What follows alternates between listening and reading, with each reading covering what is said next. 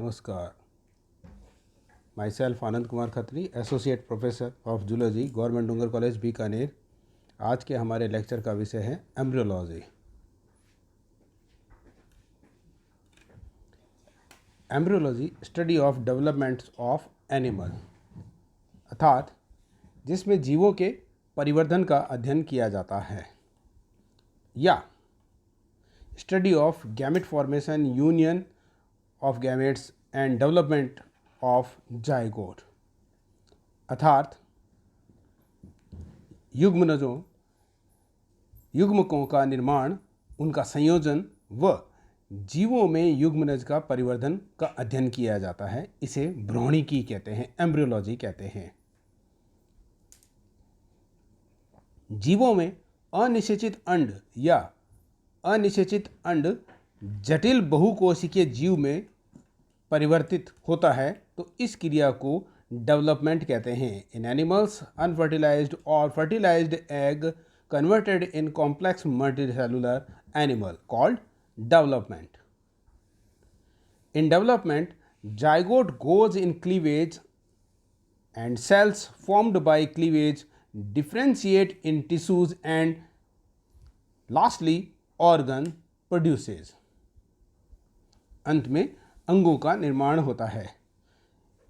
इन सभी क्रमबद्ध प्रक्रियाओं के अध्ययन को भ्रूणिकी कहते हैं। The study of all such sequential activities called as developmental biology, और the study of ontogenic development called as embryology. दूसरे शब्दों में व्यक्तिवर्तीय परिवर्तन के अध्ययन को भ्रूणिकी कहते हैं।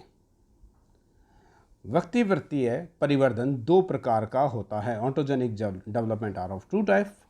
ए, एम्ब्रियोजेनेसिस, इसमें युग्मन से नए जीव के परिवर्तन को भ्रूणोद्भव कहते हैं। Development of new organism from zygote. दूसरा है ब्लास्टोजेनेसिस, इसमें अलैंगिक जनन संरचना जैसे मुकुल, बड या कायिक काय फ्रेगमेंट कोई या जेम्यूल आदि से नए जीव का परिवर्धन होता है तो उसे कोरक उद्भव ब्लास्टोजेनेसिस कहते हैं।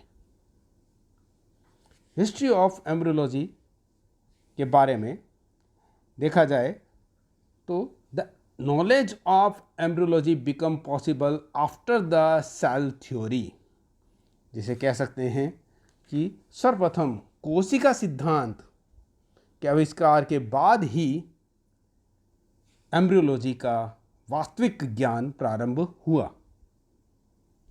इसमें सर्वप्रथम बहुत से साइंटिस्ट आए, जिसमें एम्पीडोकल्स, जिन्होंने baby partially produced by both male as well as female, ये शब्द उन्होंने बताया।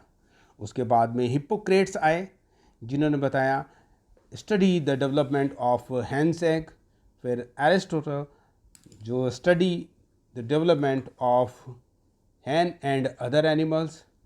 Harvey and Malpighi, different stages of development of chick. Graf describe about Graafian follicle. Hema and Leeuwenhoek saw sperm of man and दूसरे अन्य जानवरों का। Bonnetai, the study of the eggs of new insects. Parthenogenesis के बारे में भी बताया इन्होंने थोड़ा। फिर आए पेंडर, जिन्होंने 3 जर्म लेयर के बारे में डिस्क्राइब किया। और लास्ट में बेयर, जिन्होंने स्तनधारियों के अंडों का अध्ययन किया, the study of egg of mammals. इसके पश्चात हिस्ट्री में, भ्रूणिकी की हिस्ट्री में डिफरेंट थ्योरीज का अध्ययन किया जाता है, जिसमें सर्वप्रथम प्री फॉर्मेशन थ्योरीज आती है, पूर्व रचना सिद्धांत। 17वीं शताब्दी के मध्य में हॉलैंड के एक वैज्ञानिक स्वैमड्रैम 1637 से 80 ने यह प्रस्तावित किया कि जनन कोशिकाओं में पूर्व रचित भ्रूण या वयस्क का लघु रूप उपस्थित होता है, मिनिएचर ऑफ एम्ब्रियो और एडल्ट, एवं जनन कोशिकाओं में पूर्व रचित भ्रूण या वयस्क का लघु रूप होता है। मानव में इन लघु रूपों को होमनक्यूलस कहा जाता है। परिवर्धन के दौरान इन लघु रूपों को वृद्धि व अकुंडलन वयस्क में होता है और इस मत को मेलपिगी, हेलर, बॉनेट, स्प्लंचिनी ने समर्थन किया था। इन वैज्ञानिकों का मानना था कि यह लघु रूप अंडाणु में होता है और जिसे शुक्राणु द्वारा वृद्धि के लिए उत्तेजित किया जाता है और इन्हें ओविस्ट कहा गया।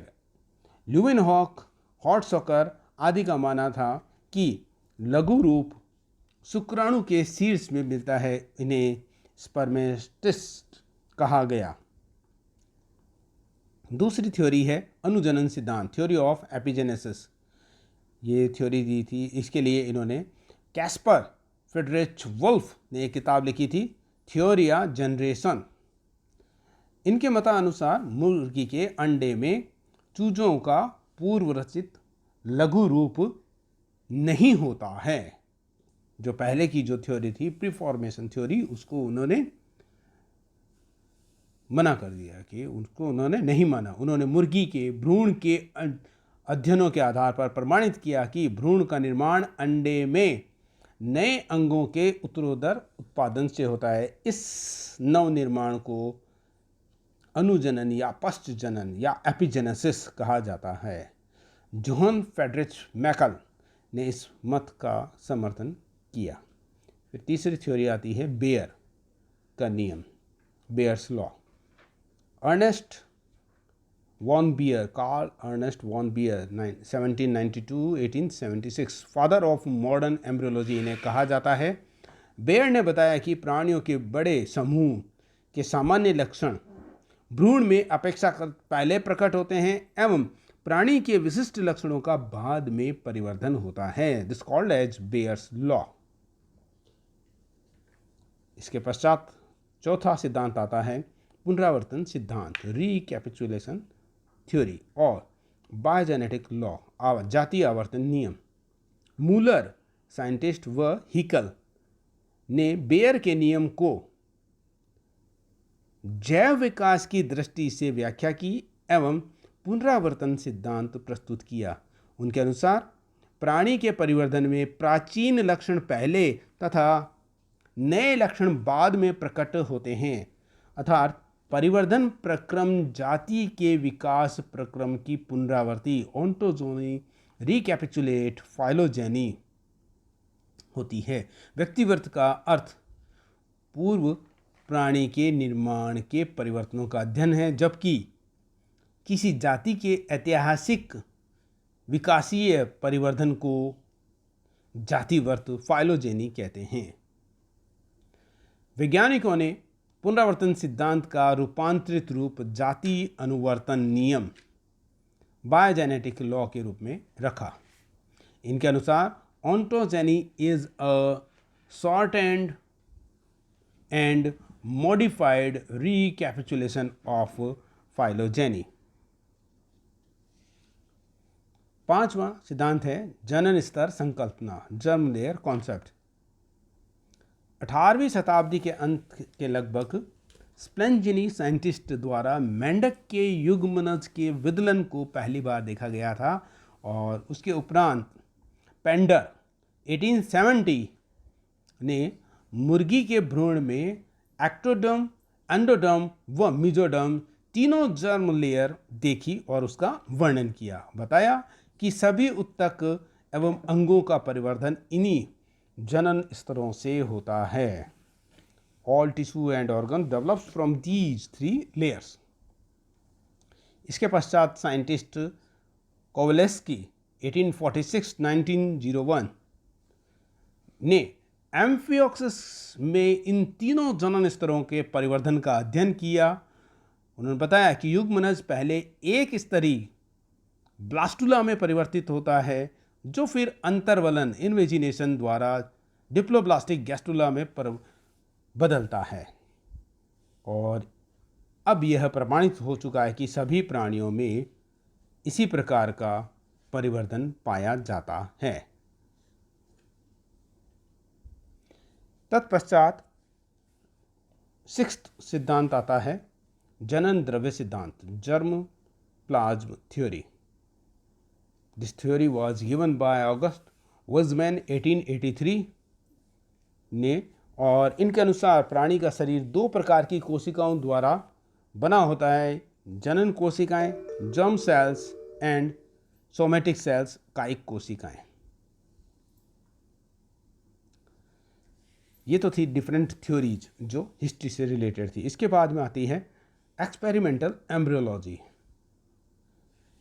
19वीं शताब्दी के अंत में, in the last of the 19th century, एवं 20वीं शताब्दी के प्रारंभ में Weismann, Roux, Driesch, Anders, Spemann, Morgan, इन सभी ने प्रायोगिक एवं विश्लेषक एक्सपेरिमेंटल एंड एनालिटिक प्रयासों के कारण एक नई शाखा प्रायोगिक भ्रूणिकी एक्सपेरिमेंटल एम्ब्रियोलॉजी का गठन किया, और इन प्रायोगिक कार्यों के आधार पर निम्नलिखित सिद्धांत भी उन्होंने प्रतिपादित किए, जो इस प्रकार हैं। पहला, मोज़ेक सिद्धांत, मोज़ेक थ्योरी।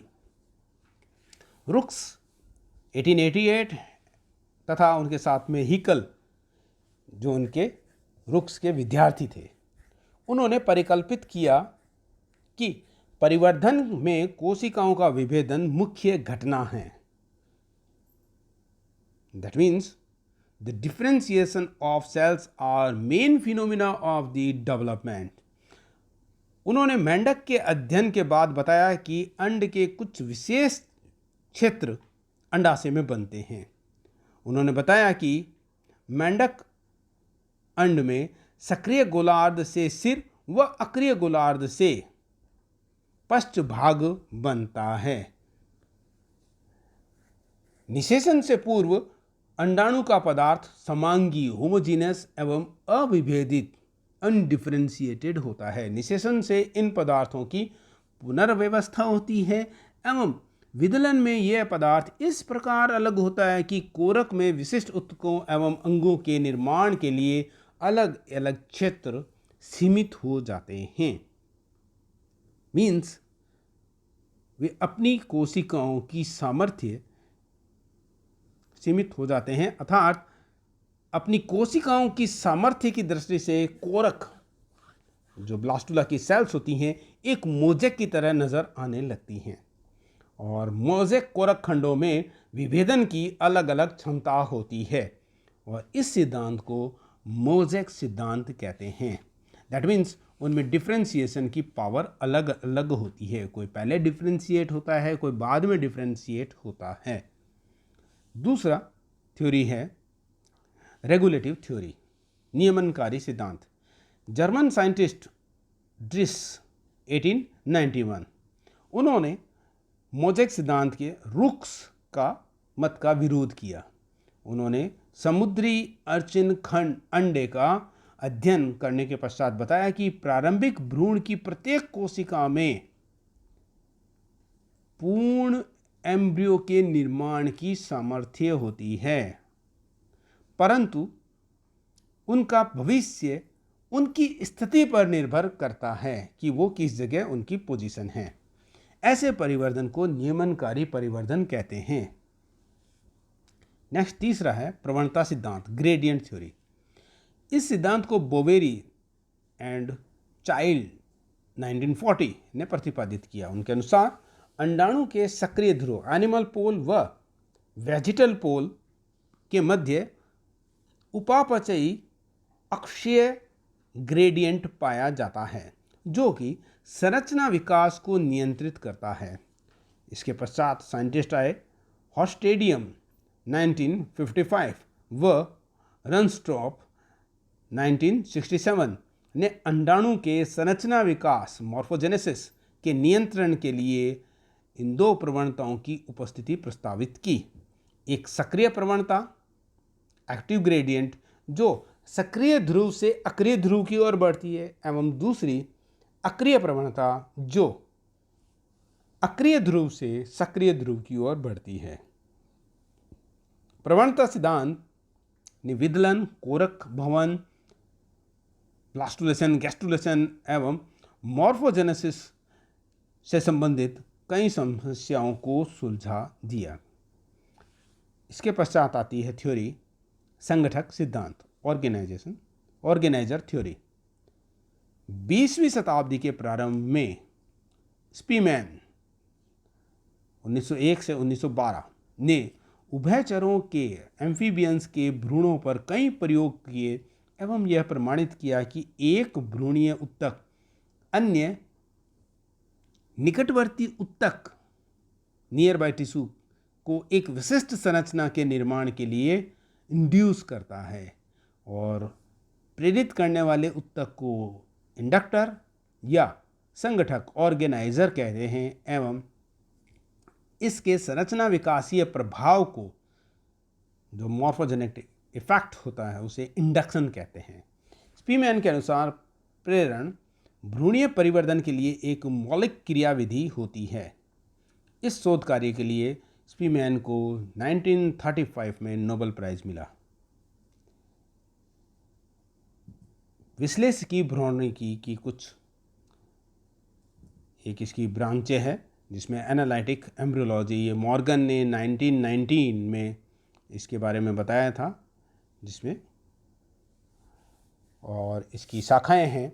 एक फर्स्ट नंबर डिस्क्रिप्टिव एम्ब्रियोलॉजी, जिसमें भ्रूणीय अवस्थाओं का आकारिकीय अध्ययन किया जाता है। दूसरा है कंपैरेटिव बायोलॉजी, जिसमें विभिन्न प्राणियों के भ्रूणों का तुलनात्मक अध्ययन किया जाता है। तीसरा है एक्सपेरिमेंटल एम्ब्रियोलॉजी, जिसमें विभिन्न जंतुओं के परिवर्धन के दौरान हो रही मूल क्रियाओं के बारे में अध्ययन किया जाता है। चौथा है रासायनिक भ्रूणिकी। इसमें वे सभी विधियां आती हैं जो कि जैव रासायनिक, जैव भौतिकी व कार्यकीय तकनीकियों जो भ्रूण में देखने को मिलती है मॉलिक्यूलर लेवल पर, उसका अध्ययन किया जाता है। लास्ट है टेरेटोलॉजी। इसमें भ्रूणिकी में जन्म दोष, बर्थ डिफेक्ट का अध्ययन किया जाता है और जो भ्रूण दोष उत्पन्न करते हैं उन्हें टेरेटोजन्स कहते हैं। भ्रूणीय परिवर्तन के दौरान जो सामान्य क्रम देखने को मिलता है, the normal sequence of events in embryonic development. सर्वप्रथम हमें कोशिका गुणन देखने को मिलता है, सेल मल्टीप्लिकेशन, जिसमें सभी बहुकोशिकीय जीव लाखों कोशिकाओं से मिलकर के बनते हैं एवं ये सभी कोशिकाएं एक कोशिका जो कि निषेचन से बनती है, जायगोट से बनती हैं एवं यह एक कोशिका कई कोशिकीय जीव में परिवर्तन लगातार समसूत्री विभाजन के कारण होता है और कोशिका विभाजन का क्रम जीवन पर्यंत जारी रहता है, पर भ्रूणीय परिवर्तन के दौरान यह दर बहुत अधिक तेज होती है। दूसरा इसमें कोशिका विभेदन, सेल डिफ्रेंशिएशन। गैस्ट्रुला भवन के दौरान कोशिकाएं या संभावी क्षेत्र गति करते हैं और अपने निश्चित स्थान पर पहुंच जाते हैं और उसके पश्चात कोशिकाएं विभेदित हो जाती हैं। विभेदन कोशिकीय द्रव्य स्तर पर होता है एवं यह अपरिवर्तनीय होता है, इरिवर्सिबल। जो चेंजेज आते हैं सेल्स के अंदर वो इरिवर्सिबल होते हैं। तीसरा है इसके अंदर ऑर्गेनोजेनेसिस। विभिन्न अंगों एवं अंग तंत्रों के विकास को अंग विकास कहते हैं। गैस्ट्रुला भवन के बाद जो तीनों प्राथमिक जर्म लेयर बनती हैं, प्राइमरी जर्म लेयर, उनसे छोटे छोटे कोशिकाओं के समूह अलग होकर प्राथमिक आद्यांग जिसे बोल सकते हैं, प्राइमरी ऑर्गन रूडिमेंट्स बनाते हैं और इनसे आगे चलकर प्राणी शरीर के विशिष्ट अंग बनते हैं। नेक्स्ट फोर्थ है ग्रोथ। वृद्धि का मतलब होता है परिमाण का बढ़ना। परिवर्धन घटनाओं का साथ में संश्लेषण द्वारा कार्बनिक पदार्थों का परिमाण बढ़ता जाता है और निरंतर विभाजनों से कोशिकाओं की संख्या भी निरंतर शरीर में बढ़ती रहती है। साथ ही पुत्री कोशिकाओं का आयतन भी बढ़ता रहता है और इन घटनाओं के परिणाम स्वरूप निरंतर भ्रूण का आयतन बढ़ता है। इसे वृद्धि कहते हैं और भ्रूण नियंत्रण वृद्धि करता हुआ अंततः जनक प्राणी के समान ही आकार ग्रहण कर लेता है ग्रोथ के अंतर्गत। और ये इसका क्रम दिखाया गया है। धन्यवाद।